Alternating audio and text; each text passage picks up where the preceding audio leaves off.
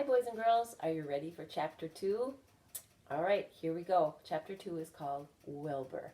Get settled in and cozy as I start to read. Fern loved Wilbur more than anything. She loved to stroke him, to feed him, to put him to bed. Every morning, as soon as she got up, she warmed his milk, tied his little bib on, and held the bottle for him. Every afternoon, when the school bus stopped in front of her house, she jumped out and ran to the kitchen to fix another bottle for him. She fed him again at supper time and again just before going to bed. Mrs. Arabelli gave him a feeding around noontime each day when Fern was away at school. Wilbur loved his milk, and he was never happier than when Fern was warming up a bottle for him. He would stand and gaze up at her with adoring eyes. For the first few days of his life, Wilbur was allowed to live in a box near the stove in the kitchen. Then, when Mrs. Arabella complained, he was moved to a bigger box in the woodshed. At 2 weeks of age, he was moved outdoors. It was apple blossom time, and the days were getting warmer. Mr. Arabelle fixed a small yard, especially for Wilbur, under an apple tree, and gave him a large wooden box full of straw, with a doorway cut in it so he could walk in and out as he pleased. "Won't he be cold at night?" asked Fern. "No," said her father. "You watch and see what he does." Carrying a bottle of milk, Fern sat down under the apple tree inside the yard. Wilbur ran to her, and she held the bottle for him while he sucked. When he had finished the last drop, he grunted and walked sleepily into the box. Fern peered through the door. Wilbur was poking the straw with his snout. In a short time, he had dug a tunnel in the straw. He crawled into the tunnel and disappeared from sight, completely covered with straw. Fern was enchanted. It relieved her mind to know that her baby would sleep covered up and would stay warm. And here's a picture of him going into his little box.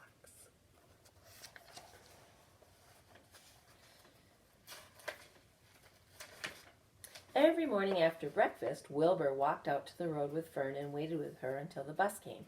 She would wave goodbye to him, and he would stand and watch the bus until it vanished around a turn. While Fern was in school, Wilbur was shut up inside his yard, but as soon as she got home in the afternoon, she would take him out and he would follow her around the place. If she went into the house, Wilbur went too. If she went upstairs, Wilbur would wait at the bottom step until she came down again. If she took her doll for a walk in the doll carriage, Wilbur followed along. Sometimes on these journeys, Wilbur would get tired and Fern would pick him up and put him in the carriage alongside the doll. He liked this, and if he was very tired, he would close his eyes and go to sleep under the doll's blanket. He looked cute when his eyes were closed because his lashes were so long. The doll would close her eyes too, and Fern would wheel the carriage very slowly and smoothly so as not to wake her babies.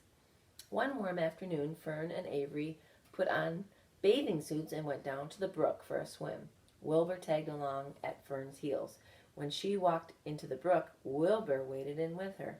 He found the water quite cold, too cold for his liking. So while the children swam and played and splashed water at each other, Wilbur amused himself in the mud along the edge of the brook, where it was warm and moist and delightfully sticky and oozy. Every day was a happy day, and every night was a peaceful night. Wilbur was what farmers call a spring pig, which simply means he was born in the springtime. And there he is, in the carriage. When he was 5 weeks old, Mr. Arabelle said he was now big enough to sell and would have to be sold. Fern broke down and wept, but her father was firm about it. Wilbur's appetite had increased. He was beginning to eat scraps of food in addition to milk. Mr. Arabelle was not willing to provide for him any longer. He had already sold Wilbur's 10 brothers and sisters. "He's got to go, Fern," he said. "You have had your fun raising the baby pig, but Wilbur is not a baby any longer, and he has to be sold." "Call up the Zuckermans," suggested Mrs. Arabelle to Fern.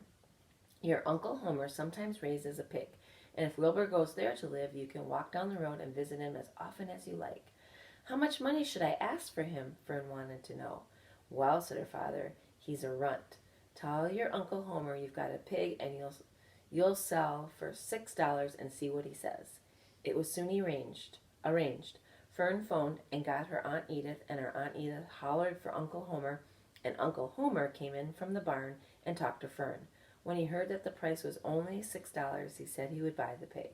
Next day, Wilbur was taken from his home under the apple tree and went to live in a manure pile in the cellar of the Zuckerman's barn. Okay, that's the end of chapter 2, boys and girls.